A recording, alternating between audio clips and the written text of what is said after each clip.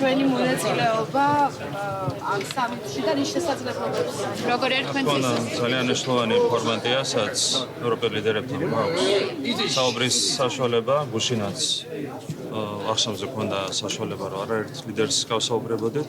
და ყველგან საუბრობთ, რა თქმა უნდა, ჩვენს ეროვნულ ინტერესებზე, საუბრობთ ჩვენს ხედვებზე იმასთან დაკავშირებით, როგორ უნდა წავიწიოთ წინ ევროინტეგრაციის მიმართულებით, რაც არის ჩვენი საგარეო პოლიტიკის ერთ-ერთი უმთავრესი პრიორიტეტი.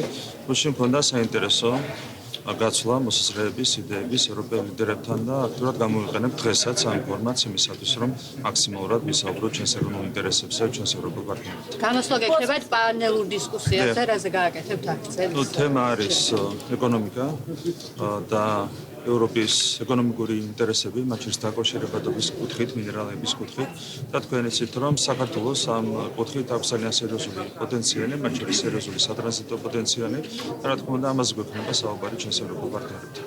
Peace was achieved in Washington. What it will